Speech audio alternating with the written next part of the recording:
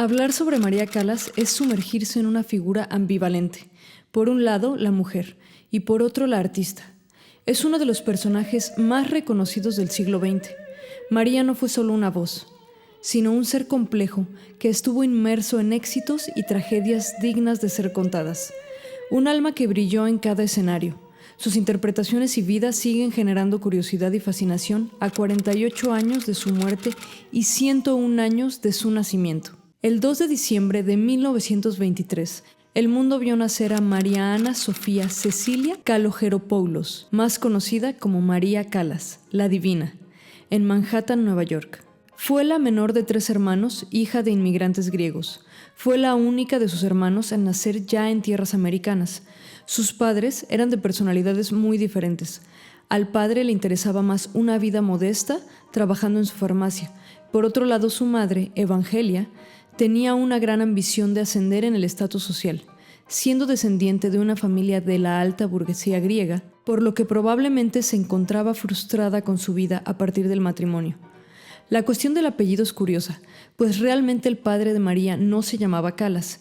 Esto se dio a partir de que él tomara este nombre por ser mucho más sencillo de pronunciar, viviendo en un país poco familiarizado con la lengua griega como los Estados Unidos de América.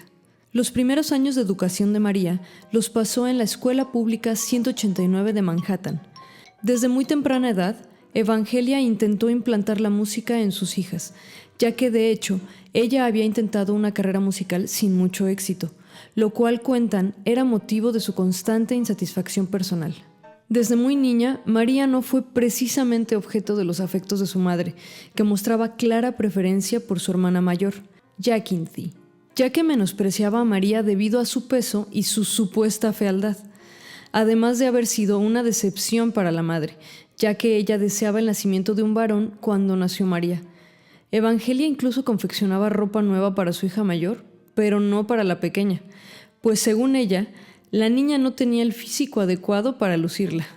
Sin embargo, cuando Evangelia descubrió que tenía en su hija un talento extraordinario y prometedor, comenzó a hacer su proyecto favorito, un producto con el que podría lograr sus objetivos de fama y solvencia económica. Ahí comenzó el arduo trabajo de una niña para complacer a su madre y lograr obtener el cariño y la validación que tanto ansiaba. What do you remember most about your school days? You know, I was a little singer of the school. I sang operettas and I sang, Chinese princess and a sailor and certain things like that, as much as I remember. La pequeña María era obligada a cantar durante largas jornadas sin importar cansancio o enfermedad, todo con tal de volver a su hija cada vez mejor en el canto. Esa exigencia brutal de su madre creó en María una disciplina férrea que la acompañaría a lo largo de su vida. En 1937, sus padres se divorcian, así que su padre permanece en Estados Unidos de América, mientras que ella, su madre y su hermana vuelven a Atenas. Es en ese verano de ese mismo año que María comienza su educación en el Conservatorio Nacional bajo la tutela de María Trivella. Para lograr ingresar en la institución, se realizaron algunas jugadas engañosas, ya que María tenía apenas 13 años y la edad requerida para estudiar en dicho conservatorio era la de al menos 17 años. No obstante, María representaba más edad de la que en realidad tenía, por lo que mintieron afirmando que tenía ya los 17 años cumplidos. 2 años después, en 1939, María principia su educación con la cantante española Elvira de Hidalgo.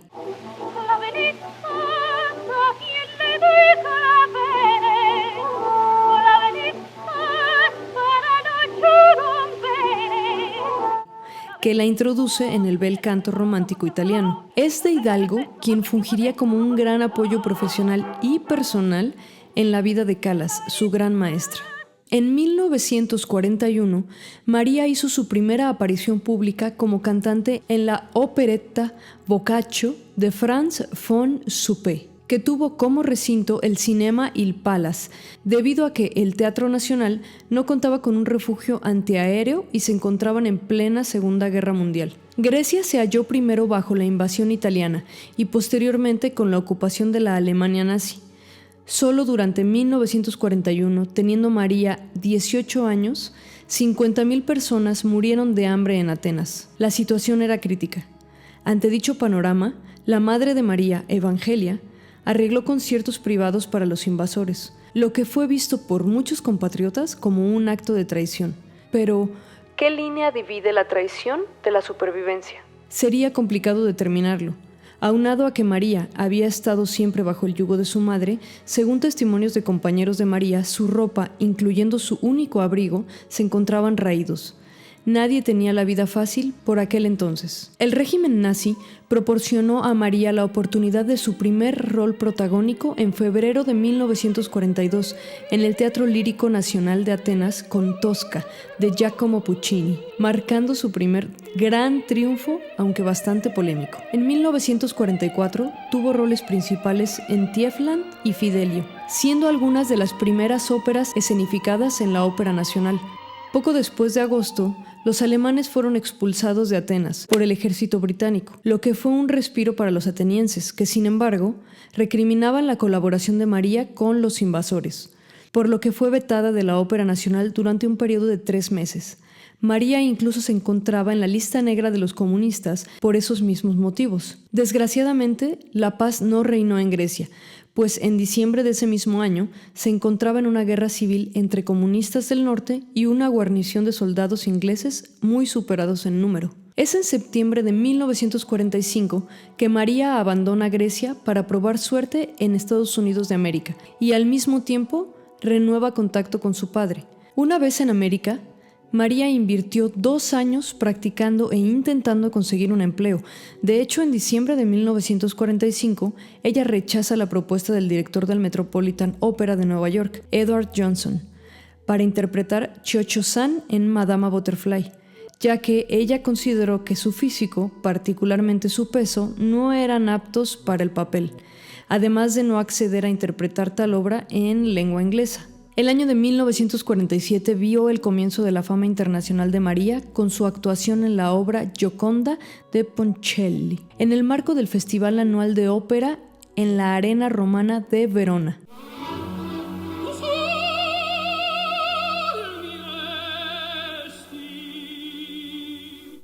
A pesar de su éxito, de manera anecdótica, se dice que otra cantante la criticó durante esa actuación por cantar como si tuviera papas en la boca, lo cual nos deja ver que siempre existirán críticas de extremos.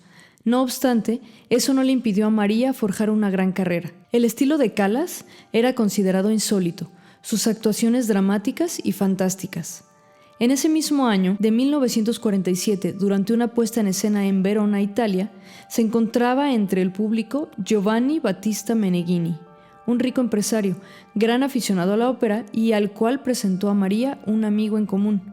Meneghini era 30 años mayor que Callas, pero eso no impidió que comenzaran a frecuentarse y finalmente, en 1949, contrajeran matrimonio. Callas, a pesar de ser una persona que, como cantante, requería de una gran extroversión en el escenario y de estar constantemente rodeada de gente, tendía a ser solitaria. Estaba alejada de su familia, por lo que Meneghini fungió como un gran apoyo y compañía para ella durante un tiempo.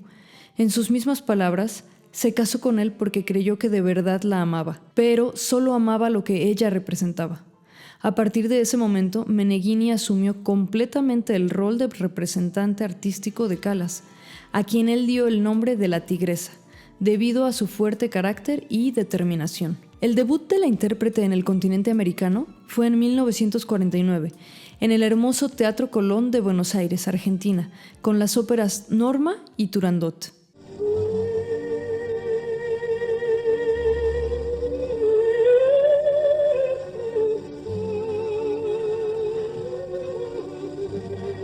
Algunos autores consideran que su época de oro comenzó justamente en este año y concluyó en 1965. Su primera aparición como cantante en México fue el 23 de mayo de 1950 en nada menos que el Palacio de Bellas Artes, con Norma de Bellini, dando un sobreagudo como homenaje al ruiseñor mexicano, Ángela Peralta, lo que le ganó la admiración indiscutible del público. Además, en México, llevó a cabo su única puesta en escena de Rigoletto, así como la interpretación de otros de sus papeles más memorables. Callas ha sido, solo después de Enrico Caruso, la cantante lírica más famosa de la historia. Se trató de una mujer altamente controversial, una figura trágica, tanto por su carrera profesional como por su vida personal con escándalos y drama. Fue la misma María la que afirmó: «Hay dos personas en mí. Me gustaría ser María, pero ahí está la Calas. Debo vivir a su altura». Lo cual mostraba esa ambivalencia entre la mujer y la artista. Colaboró con grandes profesionales como Luchino Visconti, Franco Zeffirelli, Tullio Serafin, Leonard Bernstein, Pier Paolo Pasolini, Herbert von Karajan, entre otros. Sin embargo, sus interacciones con artistas femeninas se vieron limitadas, ya que María era siempre protagonista y había ciertas rivalidades cuando se trataba de otra cantante. Sin embargo, tuvo apariciones y grabaciones relevantes con las cantantes Giulietta Simeonato y Fedora Barbieri. Las grabaciones de estudio de María comprenden un total de 26 óperas completas y 13 álbumes recitales, grabados principalmente para EMI Columbia y Cetra entre 1949 y 1969. Norma de Bellini fue su ópera por eminencia. Desempeñó ese papel 89 veces, teniendo una carrera de más de 600 puestas en escena de óperas completas y performances. Pareciera como si María hubiera ido de la mano con la suerte, pues el 12 de abril de 1950 tiene la oportunidad de reemplazar a la reconocida soprano Renata Tebaldi para protagonizar Aida en La Scala de Milán, siendo el año siguiente en el que María hace oficialmente su debut en La Scala de Milán, como la duquesa Elena en I Vespri Siciliani de Verdi. A sus 29 años de edad, María ya era la prima donna, pero su peso la seguía atormentando. Incluso críticos musicales la calificaban como obesa, enorme, fea y poco agraciada. Esos ataques hacia su cuerpo, que había sufrido desde la infancia, crearon en ella una enorme inseguridad, por lo que entre 1953 y 1954 emprendió la misión de adelgazar y logró perder 36 kilogramos, pero a un alto costo. Rigurosas dietas, masajes con electricidad y algo perturbador. Se dice que ingirió voluntariamente un huevecillo de tenia, un gusano parásito intestinal, para lograr su fin. Las fuentes cercanas afirman que María decía haber adquirido ese parásito accidentalmente, mediante la ingesta de carne tártara, la cual era parte de la estricta dieta a la que se sometió, aunque no hay una versión totalmente confirmada. A partir de ese momento, María jamás volvió a sufrir de sobrepeso. A pesar de ser una persona que gustaba mucho de la comida, comenzó una dieta tan restrictiva que no coincidía con su personalidad. María amaba la comida tanto que incluso se documenta que comía de los platos ajenos.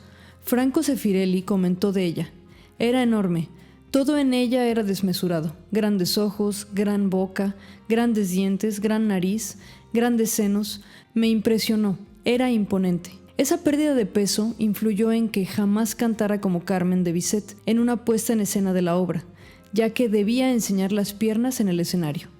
No obstante, le dio la seguridad para interpretar el papel de Medea de la ópera homónima de Luigi Cherubini, la cual protagonizó en el Teatro de la Ópera de Roma en 1953. Otro aspecto destacable es que María era miope, por lo que debía usar gruesos anteojos. Sin embargo, no podía usar lentes de aumento en las puestas en escena, lo que llevó a que la diva debiera memorizar todo el escenario. 1957 fue para María un año que la llevó al inicio de un relevante cambio en su vida, pues durante un baile de máscaras en Venecia conoce al magnate griego Aristóteles Onassis, quien es considerado su gran amor. 2 años después, en el verano de 1959, Onassis invita a María y a su esposo a su yate para un crucero por el Mediterráneo. Se dice que fue ahí donde Onassis comenzó a seducirla. Onassis era un filibustero, un hombre casado e infiel que coleccionaba mujeres famosas, y María era una de las mujeres más famosas en aquel momento. Onassis no era bien visto por la clase alta de su época, era un nuevo rico, una persona con orígenes humildes que logró forjar una fortuna a partir de sus propios méritos. No venía de un antiguo linaje, tampoco poseía capital cultural, llevaba una vida ostentosa y desordenada, que frecuentemente causaba polémica. Fue María quien lo hizo más respetable a los ojos de algunos círculos. Lo volvió más famoso, proporcionándole una mejor posición, aunque su relación fue escandalosa. Aquel hombre fue el evento canónico de Calas. Inicialmente, Onassis proveyó una relación emocionalmente distinta al resto de las que había tenido María, pero solo mientras no se cansaba de su nueva adquisición. Curiosamente, la carrera musical de María Callas comenzó en declive a partir de 1959, reduciendo sus apariciones en escenarios y grabaciones.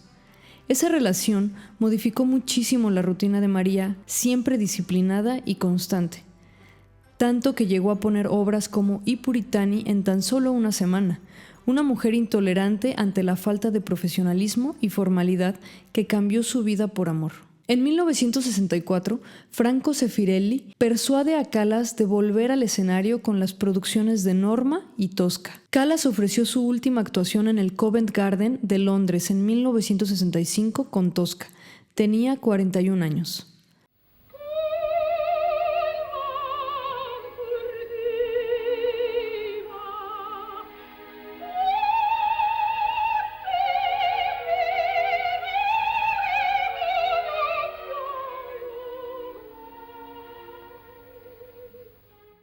Al año siguiente, María renunció a su ciudadanía estadounidense y adoptó la griega, esto con la intención de pedir el divorcio a Meneghini, el cual solicitó, sabiendo que Onassis se encontraba divorciado y con la esperanza de casarse con él, pero esto jamás sucedió.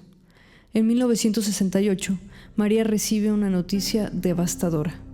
Aristóteles Onassis contrae nupcias con Jacqueline Kennedy, la famosa viuda del presidente John F. Kennedy. Todos hablaban del suceso, ya que eran dos de las personas más famosas en aquel entonces. A pesar de la situación, se sabe que Callas y Onassis continuaron su contacto. Después de las situaciones emocionales realmente complicadas para María, como el deterioro de su voz y las constantes traiciones de Onassis que culminaron con el matrimonio de él con Jackie Kennedy, María y el cineasta Pier Paolo Pasolini comenzaron una estrecha amistad, que incluso podría haber parecido un romance debido a besos y muestras de cariño de ambos, sin embargo no lo era. Pier era abiertamente homosexual y una persona realmente importante en la vida de María. Esa amistad dio como fruto el filme Medea, el cual no aceptó María inicialmente, sino una vez habló con Pasolini y se dejó claro que no debía cantar. Le preocupaba ese aspecto, ya que para ese entonces presentaba graves problemas en la voz.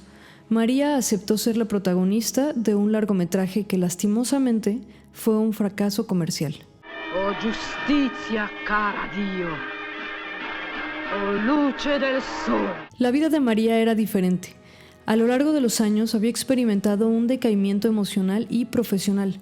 Su voz no era la misma, aunque aparentemente no hubo un diagnóstico. Más tarde se determinó que Callas sufrió de dermatomiositis, una extraña enfermedad autoinmune que, entre otras cosas, causa debilidad muscular. A finales de 1971, comenzó a impartir clases en Juilliard School en Nueva York, lo cual se extendió solo a marzo del siguiente año, pero esos meses inspiraron incluso una obra teatral, Masterclass de Terence McNally. En 1973, María vuelve finalmente a los escenarios en los Gala Concerts en el London's Festival Hall. Fueron conciertos realmente difíciles para ella, debido a que había pasado por 8 años de descuido musical.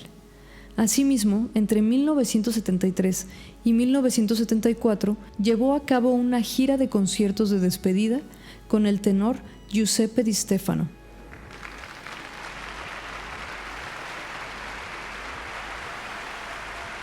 Por aquel entonces, María rondaba los 50 años, y durante esa temporada, María tuvo un breve amorío con Di Stefano. La última actuación pública de María Callas fue en París de 1974.